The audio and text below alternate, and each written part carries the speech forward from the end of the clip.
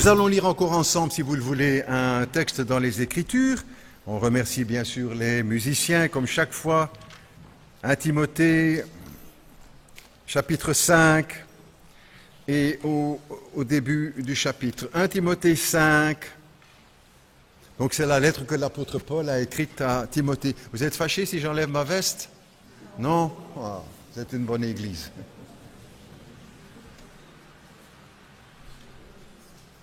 Alors, 1 Timothée au chapitre 5, et nous lirons à partir du verset 1er, 1 Timothée 5. Timothée était un jeune pasteur, un jeune évangéliste, un jeune serviteur de Dieu. Paul, lui, était un peu plus âgé. Et voilà ce qu'il écrit. Pour nous également, il est inspiré par le Saint-Esprit. Ne reprends pas le vieillard avec dureté, mais encourage-le comme un père. Encourage les jeunes gens comme des frères, les femmes âgées comme des mères, et celles qui sont jeunes comme des sœurs en toute pureté. Honore les veuves qui sont vraiment veuves. Si une veuve a des enfants ou des petits-enfants, qu'ils apprennent à exercer la piété d'abord envers leur propre famille et à rendre à leurs parents ce qu'ils ont reçu d'eux, car cela est agréable à Dieu. La vraie veuve, celle qui est restée toute seule, a mis son espérance en Dieu et persévère nuit et jour dans les supplications et les prières. Par contre, celle qui vit dans les plaisirs est morte bien que vivante. Donne-leur ces instructions afin qu'elles soient irréprochables. Si quelqu'un ne prend pas soin des siens, et en particulier des membres de sa famille proche, il a renié la foi, il est pire qu'un non-croyant. Jusque-là, notre lecture. J'ai choisi comme titre pour la prédication ce dimanche matin, les lois de Dieu pour le mariage. Un récent sondage en Belgique a fait ressortir que la première préoccupation, la première valeur retenue, reconnue par les Belges, c'est la famille. Avant la santé, avant l'argent, avant les autres choses. J'ai été étonné quand j'ai lu cela. Parce que quand on voit aussi l'état des familles dans notre pays, on se demande si c'est vraiment la première valeur retenue par les Belges. Mais le sondage le dit, donc ce doit être juste. Alors si c'est important pour les non-chrétiens, ce doit être encore plus pour les chrétiens, cette priorité, cette importance à la famille. Parce que la famille, c'est le plan de Dieu. Ce n'est pas une invention des hommes. C'est le plan de Dieu, au travers de toute l'Écriture. Et c'est pourquoi aussi, dans les églises, il faut veiller au bien de la famille. Et au travers de tout ce que nous partageons ensemble, pas seulement quand on parle de la famille, à ce sujet particulier, mais de tous les autres sujets, cela concerne aussi, et en premier, la famille. Je le redis encore ici, ensemble. La famille fait partie du plan de Dieu et quelque sorte au centre du plan de Dieu pour notre société. Et quand j'aborde ce sujet, pas chaque dimanche bien sûr, mais une des choses, une des vérités que j'aime de rappeler ou de souligner, c'est que tous les enseignements de la Bible concernent la famille, le couple, les enfants. Pas seulement quelques textes où il est dit les parents, les enfants, la famille, mais tous les textes. Et j'ai appris ça moi-même il y a presque 40 ans maintenant, quand j'étais en stage auprès d'un pasteur à Bruxelles, le pasteur Tom Dougnaud, de qui j'ai reçu vraiment beaucoup de choses, spirituellement s'entend, beaucoup de choses, et qui faisait ressortir cette vérité. J'avais jamais entendu ça avant ailleurs, cette application toute particulière des enseignements de l'Écriture pour la famille. Oui, le Sauveur, Jésus, la foi, la conversion, la croix, tout à fait d'accord, mais aussi la vie du chrétien au travers de ces enseignements, de tous les enseignements, et qui concernent aussi donc la famille. Quelqu'un a dit avec beaucoup de justesse, la vie chrétienne commence à la maison, pas à l'église. À l'église aussi, mais à la maison tout d'abord. C'est là que nous vivons notre foi et que nous sommes le plus regardés. Nos enfants, nos petits-enfants, nos cousins, nos tantes, etc. Importance de la famille. Quelques exemples rapidement pour rappeler, remettre tout ça en perspective par rapport à la famille. Ne mentez pas les uns aux autres. On dit, oui, on ne doit pas mentir au boulot, on ne doit pas mentir à l'église. Et dans la famille aussi, on ne doit pas mentir. Et c'est là que ça commence, c'est là le premier lieu ou le premier site où nous devons mettre ça en pratique. Dans la famille, dans le couple, avec nos enfants, avec nos parents, nos petits-enfants, les membres de notre famille, on ne ment pas. Premier lieu, la famille.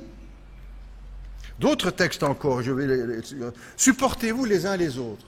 Alors on dit, bah oui, dans l'église, il faut supporter le pasteur, ceux qui chantent faux, ceux qui arrivent en retard, mais pas seulement à l'église. Dans la famille, à la maison, on doit se supporter les uns les autres. Le mari doit supporter son épouse, l'épouse doit supporter son mari, les parents supporter les enfants et les enfants supporter les parents. Et dans le sens aussi de supporter, on doit pas seulement supporter à dos, ça se vit aussi dans la famille. Ou encore d'autres, soyez patients. Vous savez, le lieu où on est le plus impatient, je parle aussi pour moi, vous savez, parce qu'on est tous dans le même bateau, hein. Le lieu où on est le plus impatient, c'est à la maison. Avec les autres, on prendra encore quelques... Mais à la maison, on se lâche, comme on dit, hein. Mais c'est là qu'il faut aussi être patient. Ou encore d'autres, hein, ayez de l'empressement et non de la paresse. On dit, bon, ça c'est pour le boulot. Non, c'est aussi à la maison. De l'empressement. Mon fils, là, tu veux bien m'apporter? Oui, mais j'arrive, papa. Deuxième fois, tu n'as pas oublié? J'arrive. De l'empressement. Une fois, deux fois, trois fois, et puis on le fait soi-même, on connaît ça, hein, de l'empressement et non de la paresse. De l'empressement pour aider papa. Il fait quelque chose de difficile, et fiston, il reste à côté, là, il regarde. De l'empressement. Mon papa est plus âgé, ou mon grand-père, ou ma grand-mère, je vais l'aider. De l'empressement et non de la paresse. Encore quelques... Ne rendez pas le mal pour le mal. Ne vous vengez pas vous-même. Je suis sûr que beaucoup de mes pasteurs, dans la famille, on ne se venge pas. Les petites vengeances, là. On connaît les uns et les autres. Hein. Mes parents ne m'ont pas offert le cadeau que je voulais à mon anniversaire. Une Audi 5. Eh bien, ils ne verront plus les enfants pendant 2 mois. Vengeance. Oh. Ah, tu ne veux pas laver le garage? Eh bien, tes chicons au gratin que tu aimes bien, là, t'attendras l'année prochaine. Hein? Je donne des petits exemples, peut-être pas loin de la réalité. Et aussi d'autres choses dans le domaine intime, dans le domaine du couple. Attention, ce n'est pas le terrain des vengeances. Je crois que chacun comprend un peu ce que ça veut dire, n'est-ce pas? Quand il est dit, par exemple, aussi, soyez en paix. On dit, bah oui, dans l'église, il faut être en paix quand même, on est enfant de Dieu, etc. Mais à la maison aussi, les petites guéguerres, qui parfois se terminent dans de grands conflits. Encore un autre exemple, soyez toujours joyeux. Souvent, la maison, c'est le lieu où on respecte le plus. Enfin, chez nous, c'est un peu comme ça. Mais pas chez vous, je sais bien. C'est le lieu où souvent on respecte le plus, hein? Maintenant aussi, tout cela, pour autant que les choses dépendent de nous. Si ça ne dépend pas de nous, si on est contre un mur, on ne sait pas changer beaucoup. Et que aussi, tout cela se vive dans la réciproque. Si c'est tout le temps le même qui fait l'effort, ou qui met tout ça en pratique, ça déséquilibre le couple ou la famille. Hein? Il faut que ce soit aussi réciproque. Si mon épouse me supporte, il faut aussi que je la supporte dans les deux sens. Et s'il n'y en a qu'un qui fait le mouvement, il n'y a plus que de l'eau dans son verre, comme on dit, et puis l'autre, il n'a plus que du vin. Des exemples, prendrez ça, si ça pouvait rester aussi dans votre cœur, dites ça, je dois faire attention, c'est aussi pour ma famille, la première chose. Je dis aussi pour moi, vous savez, hein, parce que, voilà. Alors, Dieu a mis dans, présentation générale, Dieu a mis, on sait, des lois dans l'univers. Notre monde est régi par un ensemble de lois. Et tous les scientifiques dans le monde travaillent à découvrir ces lois, à les décortiquer, à les mettre en formule, à les comprendre, à voir leurs implications. C'est organiser notre univers. Ce n'est pas le hasard. Le hasard n'organise rien. Le hasard n'a pas d'intelligence. Le hasard n'a pas un ordinateur. Le hasard ne sait pas faire des prototypes. Le hasard, c'est le hasard. Ça a été pensé, réfléchi, construit. Et plus on découvre, on étudie notre monde, plus on trouve cette complexité. C'est une folie de dire aujourd'hui tout ça s'est mis en place par hasard, à force d'accidents. Le monde a été créé, la nature est fait un ensemble de lois, l'espace, l'univers entier, n'est-ce pas, avec précision. Notre corps est régi par un ensemble de lois, de fonctionnement, une merveille, de complexité, de grandeur, d'intelligence. Dieu a mis ses lois dans l'univers, dans la nature. Dieu a donné aussi des lois morales. On connaît les lois morales, les 10 commandements, et d'autres choses qu'on trouve dans l'Écriture, pas seulement les 10 commandements, beaucoup d'autres lois à caractère moral, pour la conduite. Et Dieu a mis aussi dans l'univers des lois spirituelles, des règles pour la vie de l'âme. J'ai déjà dit, nul ne vient au Père que par moi, il n'y a pas n'importe comment. Ce que Dieu veut, c'est notre sanctification. Voilà, un ensemble de lois spirituelles pour notre âme et notre relation avec Dieu. Mais il a mis aussi en place des lois pour la famille. Quelques-unes d'entre elles qu'on va évoquer ce matin, entre autres une bien connue, je crois, dans Matthieu 19, Jésus dira que l'homme ne sépare pas ce que Dieu a uni. C'est une loi. Sans jugement sur personne, n'est-ce pas? Ou encore dans Timothée, si quelqu'un, on a lu tout à l'heure, si quelqu'un n'a pas soin des siens, de sa famille proche, il est pire qu'un infidèle, il a renié la foi. C'est une loi. Nous avons comme devoir en tant que chrétiens de prendre soin de notre famille. D'autres encore, honore ton père et ta mère.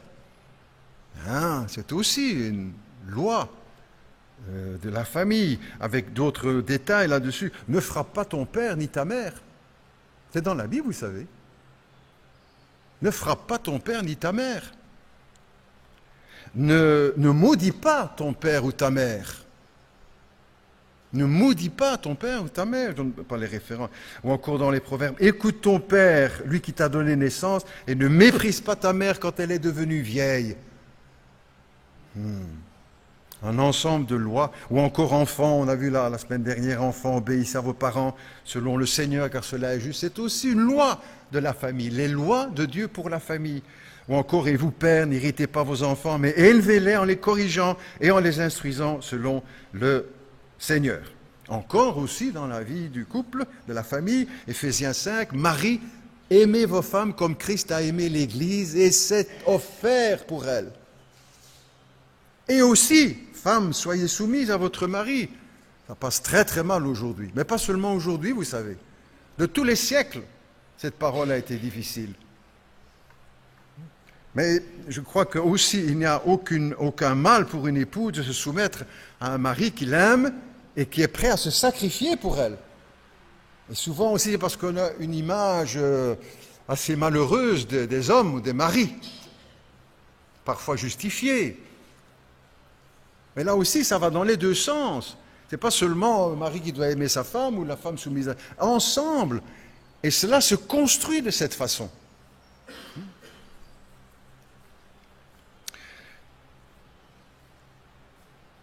Voici un ensemble donc de lois spirituelles qui régissent la famille. On en prend une autre aujourd'hui, plus spécialement une loi qui concerne la famille. L'homme quittera son père, qu'on trouve dans l'Ancien Testament et qui est rappelé par Jésus dans le Nouveau Testament. L'homme quittera son père et sa mère et s'attachera à sa femme et les deux deviendront une seule chair. Notre société moderne est de plus en plus hostile à la famille, malgré qu'on nous parle de programme de la famille ou ministre de la famille. Souvent, ce n'est pas pour la construire, c'est pour la déconstruire. Et beaucoup de nos lois sont ennemies de la famille. Je n'ai pas besoin de donner quelques exemples, on le sait, on le connaît dans notre société. Dimanche, j'ai rappelé quelque peu cela. Aujourd'hui, le couple est en crise. Il n'y a personne qui a besoin d'en faire la démonstration, on le sait, on le sent, on le vit, on le voit dans notre quartier, à l'école, dans les écoles, dans les églises, La famille est en danger, et ça veut dire aussi que l'humanité est en danger, parce que la famille, c'est le fondement de notre société. Et tous les grands empires qui se sont levés à certains moments dans l'histoire de l'Église ont négligé cet aspect-là et à un moment se sont effondrés. Quand la famille s'effondre, aussi la société s'effondre et aujourd'hui elle est gravement en danger. Et c'est pourquoi aussi le chrétien doit rappeler cet enseignement. Les pasteurs doivent rappeler cela dans l'enseignement, ces lois concernant la famille. C'est un des textes fondateurs sur la famille. On prendra 3 volets, si vous le voulez bien, puisqu'il y a 3 verbes. On va les prendre séparément. Tout d'abord, le premier volet, une séparation. L'homme quittera son père et sa mère, séparation. Il s'attachera à sa femme, union.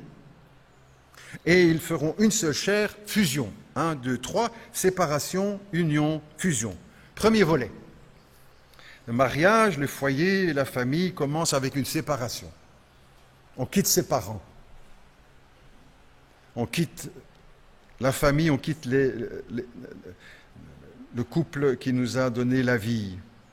Et c'est une loi que les parents doivent accepter. C'est le plan de Dieu qu'il y ait un moment, cette séparation. On élève des enfants un jour qui vont nous quitter.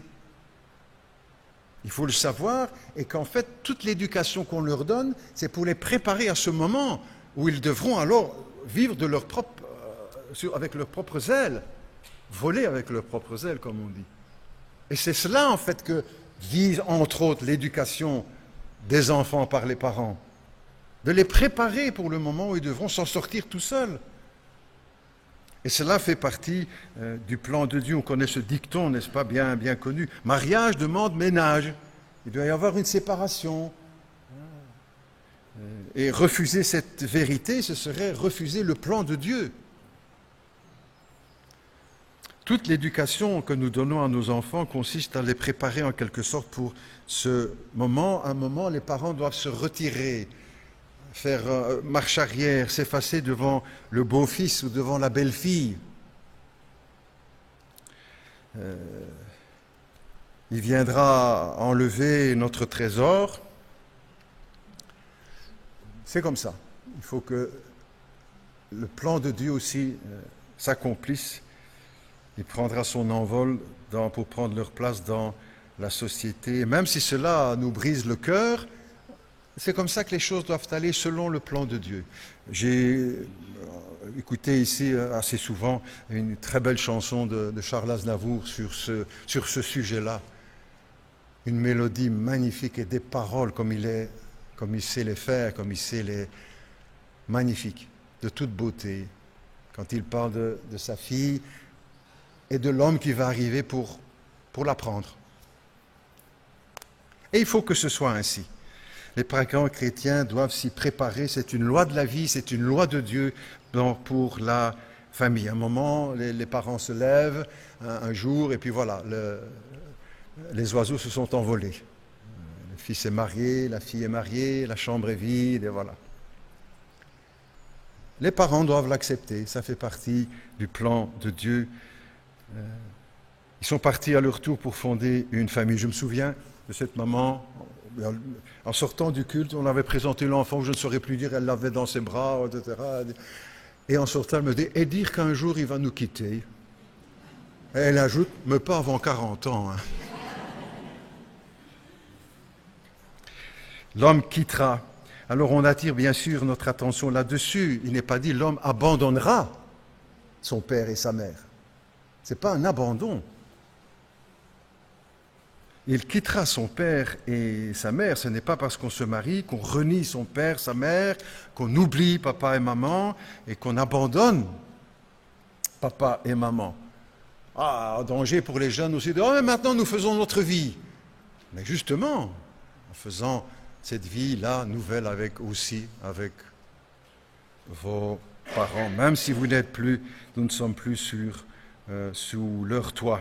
Les parents restent les parents aussi. Même s'ils ne sont pas parfaits, on dira « Ah, mais vous avez facile parce que c'était merveilleux chez vous. » Ils étaient comme les autres, imparfaits, les vôtres aussi. Et vous-même aussi, avec vos enfants. Nous ne sommes pas parfaits. Donc il ne faut pas attendre la perfection. Vous dire « Si j'étais parfait, je ferais ci, je ferais là. » Ce n'est pas la condition, n'est-ce pas? C'est eux qui nous ont donné la vie. Et puis, quand tous les parents savent, n'est-ce pas, le bonheur, hein, la joie quand les enfants viennent dans la maison. Ah là là là là là là, pour une heure, pour un repas, pour une promenade, pour un week-end, pour les vacances. C'est aussi un retour des choses, comme il est dit dans le texte que nous avons lu, que les enfants puissent aussi rendre un moment à leurs parents tout ce qu'ils ont reçu de leurs parents. Ça aussi, ça va dans les deux sens, et vice-versa, comme dans la chanson. Et puis aussi, c'est le bonheur dans la maison, n'est-ce pas? Et puis quand c'est les petits-enfants, c'est ça la vie de famille. Et si nous sommes chrétiens, si nous voulons vivre dans le cadre des lois que Dieu a données sur la famille, c'est ainsi que nous devons essayer de le faire. C'est ainsi que nous devons essayer de travailler. Diraient peut-être les jeunes ou les ados, oh mais nous on a encore bien le temps. Mais il faut que tu l'apprennes maintenant, que tu le saches maintenant. C'est pas après, parce que souvent après il est trop tard. Les principes, ils se prennent avant de fonder un couple ou une famille. Et déjà aussi, pas nécessairement dans les détails comme je le fais ici, mais dans les camps de jeunes avec les enfants, on aborde déjà discrètement, bien sûr, hein, vous comprenez, au niveau des enfants, ces vérités-là. Pas attendre qu'ils aient 50 ans, c'est trop tard. Ce sont les fondements de la parole de Dieu. Et pourtant, il arrive malgré cela que certains parents ne voient plus leurs enfants, ou quasi plus leurs enfants, et parfois plus ou très peu leurs petits-enfants. Il faut chacun, si nous sommes chrétiens, famille chrétienne, qu'on vit cet objectif et qu'on y travaille. Ça ne se fait pas tout seul.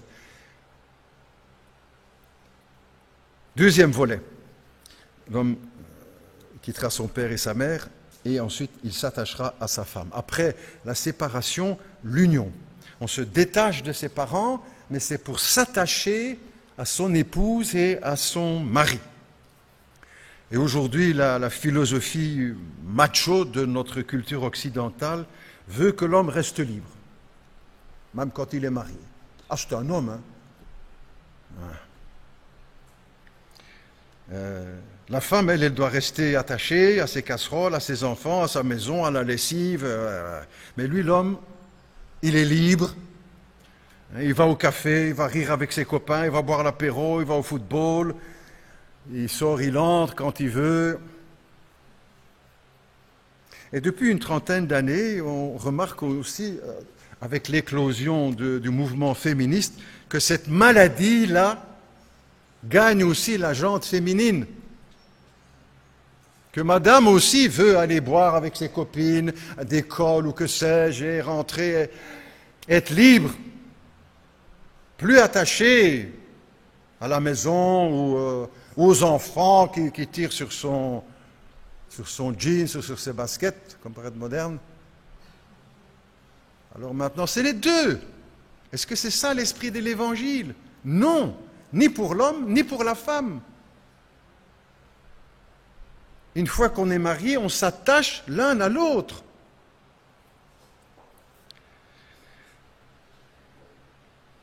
C'est de tout cela aussi que vient sans doute la crise dans les couples, n'est-ce pas? On ne veut plus s'attacher, on ne veut plus de lien. Oh, vous savez, on s'aime bien, hein, mais on ne se voit pas souvent. Hein. Vous n'avez pas ça parfois dans les revues, les journaux, etc. Ah, ils s'adorent, mais ils ne se voient presque pas. Non, on s'attache une fois qu'on est... Alors, le mariage, c'est une alliance. On porte d'ailleurs une alliance, c'est un bijou qui porte le nom. Une alliance, on est lié. Et aussi encore, ça doit aller dans les deux sens. S'il n'y en a qu'un seul qui s'attache à l'autre et que l'autre... On va devant des problèmes, n'est-ce pas? C'est ensemble. C'est ensemble qu'on dit oui devant le bourgmestre ou l'échevin ou dans l'église. Dit oui, je m'engage à... Oui, je m'attache à lui. Je m'attache à elle. Le mariage doit nous faire dépasser notre égoïsme et notre égocentrisme naturel. tous, n'est-ce pas? Je le dis, prêche pour moi aussi ce matin, aussi comme tous les autres, bien sûr. Souvent, les hommes rechignent à manifester leur attachement à leur épouse, surtout en public, hein. Comme s'ils avaient l'impression d'y perdre un peu en virilité, en superbe ou en panache parce qu'ils tiennent la main de leur épouse ou qu'ils la tiennent par le bras ou par l'épaule. Peur de rechigner à montrer l'attachement. Ça, c'est l'esprit, la mentalité du monde, n'est-ce pas? Mais ça ne doit pas être la nôtre en tant que chrétiens. La Bible dit bien, nous n'avons pas reçu l'esprit du monde, mais l'esprit de Dieu. Et ça, ce sont les recommandations de Dieu pour le couple, pour le mari, l'épouse, les enfants, les parents. Le couple, ici plus spécialement, s'attachera à son épouse. Ne craignons pas, messieurs, et je mets le premier sur la liste, ne craignons pas de montrer notre attachement à notre épouse. Je me souviens aussi d'une famille que je visitais il y a bien des années aussi de cela. Et le mari disait devant son épouse, n'est-ce pas? C'était magnifique. Moi, j'étais... et il disait quelques phrases que j'ai notées d'ailleurs. Hein. Quand je fais des visites, souvent, je prends soit des notes ou bien en rentrant pour me souvenir. Hein. Et puis si vous ne connaissez pas, donc... mais même si vous le connaissez, ça serait très bien, il est décédé maintenant. Il disait ceci, ma femme, dans l'entretien qu'on avait eu ensemble, ma femme passe avant tout le monde. Il disait devant sa femme, hein, avec moi. Ma femme passe devant tout le monde et je veux que mes enfants la respectent. Pas seulement moi respecter le mari, le chef. Je veux que mes enfants la respectent, il disait. Quand il y a une réunion de famille, continue lui, hein, les hommes rient, boivent, fument, racontent leurs blagues ensemble. Moi, je reste avec ma femme, il disait.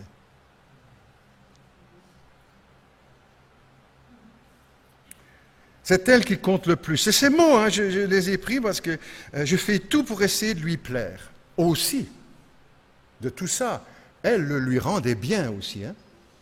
Ah, évidemment, quand ça va dans les deux sens, le travail est beaucoup plus facile.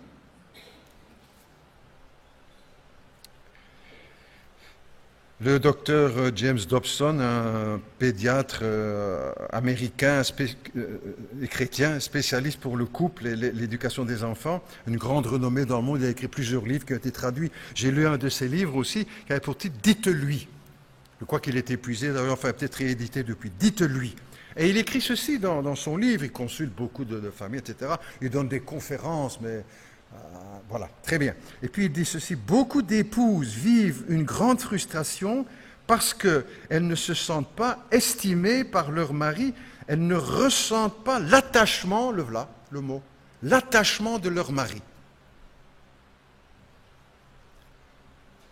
Hâtons-nous, n'est-ce pas, les uns et les autres, épouses, époux, et hâtons-nous de vivre pleinement ce que Dieu nous dit dans sa parole. Nous y sommes tous gagnants. Nous y sommes tous gagnants.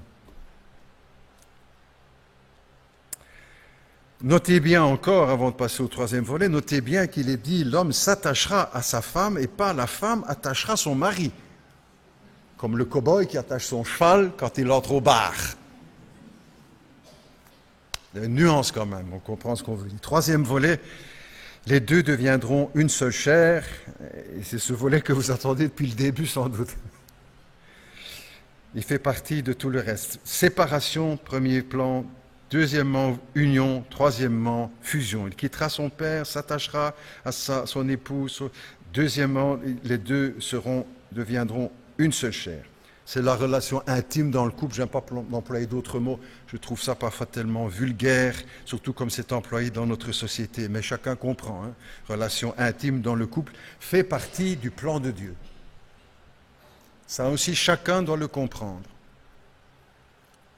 Des deux côtés. Cela fait partie du plan de Dieu, les relations intimes dans le couple. Ce n'est pas le diable qui a inventé la sexualité. Il n'y a rien de sale, il n'y a rien d'impur. La sexualité n'est pas quelque chose d'impur ou de sale, mais quelque chose de précieux. Et c'est ce que ne veut pas comprendre notre société, n'est-ce pas? Elle le présente comme un jeu. Mais quand on joue à ce jeu, on est toujours perdant. Ce n'est pas un jeu. C'est quelque chose de précieux et Dieu a voulu que l'homme et la femme s'unissent physiquement. Les deux deviendront une seule chair, c'est le plan de Dieu. Mais aussi Dieu a voulu que tout cela se passe dans le cadre du mariage. Aussi quelque chose que notre société rejette. Elle rejette tout de plus en plus de la parole de Dieu. Mais si nous sommes chrétiens, nous, et que nous revendiquons que nous croyons en Jésus-Christ, que nous sommes attachés à sa parole, alors il faut vivre ces choses. Que la différence se marque, se vive, se voit.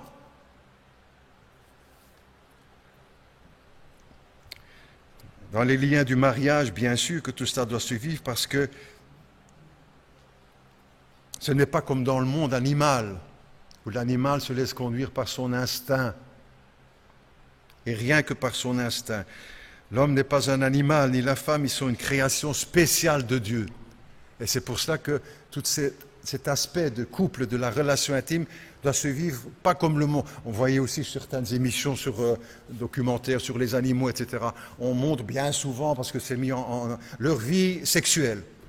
Comme un peu comme si les hommes devraient copier ce modèle-là. Mais ce n'est pas ce modèle-là que nous devons copier. Ce n'est pas le singe ou le tigre ou la girafe ou que sais-je que nous devons copier, ou les fourmis ou que sais-je dans leur vie. Mais on nous le présente souvent comme ça, vous savez, sournoisement, là. Sournoisement, on ne nous dit pas, voilà, on pourrait vivre comme ça. Non, mais tout le monde le comprend, je crois. Nous faisons partie, nous sommes l'œuvre spéciale de Dieu qui a fait séparément de la nature, de l'énergie, des arbres, des plantes, des animaux, à l'image de Dieu, façonnés par Dieu d'une façon spéciale, avec le souffle de vie. On ne copie pas les animaux. On copie ce que Dieu nous a enseigné dans sa parole. C'est cela qu'il a préparé pour nous tous. Et l'Église, dans ce domaine, l'Église romaine a commis et commet encore de graves erreurs en imposant à son clergé le célibat. Alors que c'est un enseignement que l'on ne trouve nulle part dans la Bible. Au contraire, l'apôtre Paul écrira clairement en parlant de cette liberté de vivre, de prendre une compagne qui est notre épouse, comme il le dit, en Corinthiens 9. Il dit tous les apôtres sont mariés, et s'efface l'apôtre Pierre. C'est un droit pour tous ceux, même qui sont au service de Dieu. Jamais le célibat n'a été imposé dans l'Écriture à ceux ou celles qui voudraient servir le Seigneur. Jamais. Imposer le célibat aux prêtres ou aux clergés, on voit encore aujourd'hui où tout cela a mené, n'est-ce pas, tous ces scandales que l'on entend dans l'Église. Au plan spirituel, le célibat n'est pas supérieur au mariage. Les jeunes et les couples doivent savoir que Dieu n'interdit pas tout, et pas seulement les jeunes. Parce que parfois, si un jeune rend son témoignage ou parle un petit peu de sa foi, on dit « Oh, chez vous, Dieu, il interdit tout ». Mais non, non, loin de là. Dieu n'interdit pas tout, mais non plus, Dieu ne permet pas tout. Et toujours pour notre bien. Une fois que ce déclic s'est bien fait dans notre vie de foi, dans notre vie chrétienne, que c'est toujours pour notre bien. On se dit, si je ne fais pas, ça se retourne contre moi. Je perds.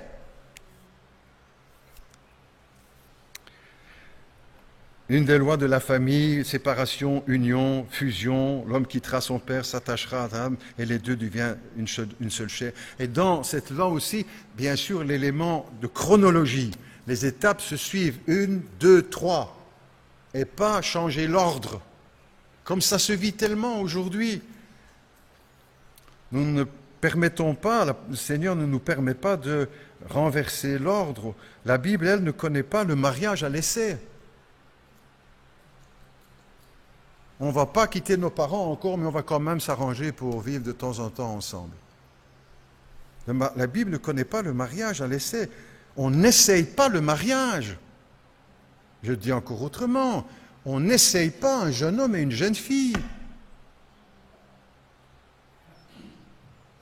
Tu imagines la scène, le jeune homme qui vient près des parents de la jeune fille qu'il aime bien et les parents pensent qu'il vient demander la main de la jeune fille. Non, non, non, moi je viens juste demander pour essayer. Je le dis avec humour, bien sûr, mais tu vois la chose? C'est ça le progrès de notre société? C'est ça l'élévation morale de notre société?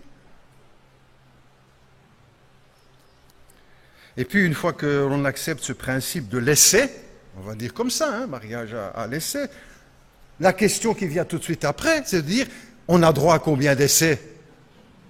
Un.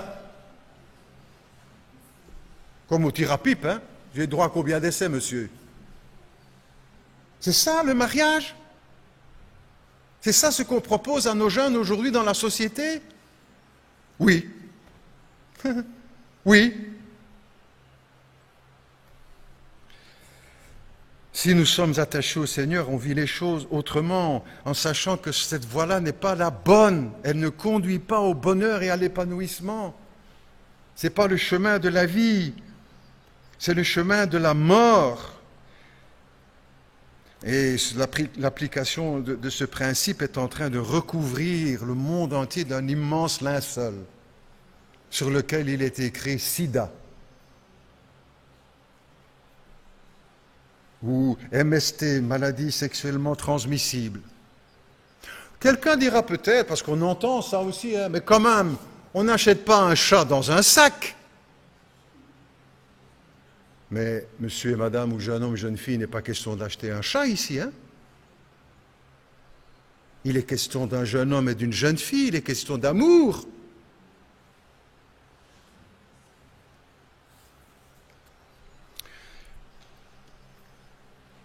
Quand nous regardons aussi qu'est-ce que tout cela a produit, cette nouvelle morale, comme on dit, ce n'est pas la nouvelle morale en fait, c'est l'ancienne immoralité. Qu'est-ce que nous regardons autour de nous, qu'est-ce que cela a promis? Les essayages multiples, je vais l'employer cette expression-là, ne produisent pas de bons mariages, vous savez. Les essayages multiples ne préparent pas de bons mariages, ils préparent plutôt au libertinage, à l'infidélité, à l'égoïsme, à la corruption et à la mort. Le mariage à l'essai ne conduit pas au mariage, mais au libertinage. Le mariage à l'essai ne conduit pas au mariage, mais au libertinage. Et on regarde encore le résultat, c'est toujours aussi comme ça qu'on réfléchit, je crois. Quand on regarde cette question-là autour de la situation dans notre société, est-ce que malgré tous ces mariages à l'essai, il y a eu plus de réussite dans les couples? Non, c'est le contraire. Donc c'est que ce n'est pas la solution. C'est QFD. Au contraire, il n'y a jamais eu autant d'échecs parce que la solution n'est pas là. Et c'est une fois que l'on rejette la parole de Dieu et le plan de Dieu, on est sûr d'être perdant. A contrario, en l'acceptant, même si tout n'est pas facile, je ne suis pas en train de simplifier les choses, dire vous avez fait comme ça, tout va s'arranger. C'est des combats aussi parce que la vie est complexe. Elle n'est pas un long fleuve tranquille, là, comme le titre du film. Malgré cela aussi, quand vous respectez, je prends un autre exemple, quand vous respectez le code de la route, les lois du roulage, etc., c'est pas pour ça qu'il n'y a pas d'accident. Même si vous respectez. Et c'est aussi parfois comme ça dans la vie. Mais ça ne remet pas en question ni le code de la route, ni les lois que Dieu nous a données pour vivre, pour la famille, pour le couple. La solution pour cela et pour tant d'autres choses, c'est toujours l'obéissance à la parole de Dieu. C'est le chemin de la vie. Et si nous sommes chrétiens, c'est ce chemin-là que nous avons choisi de vivre, de suivre. Que Dieu nous donne donc le courage de l'enseigner, parce qu'aussi ces choses-là ne sont pas enseignées partout, même dans les églises. Ayons le courage, que Dieu nous donne du courage et de l'intelligence pour comprendre cela. Mais c'est juste. Et se préparer à cela quand on est encore jeune et pas encore dans les liens du mariage. Que Dieu nous donne la force aussi pour pratiquer, mettre en pratique. Que Dieu nous donne aussi la foi pour savoir lui faire confiance.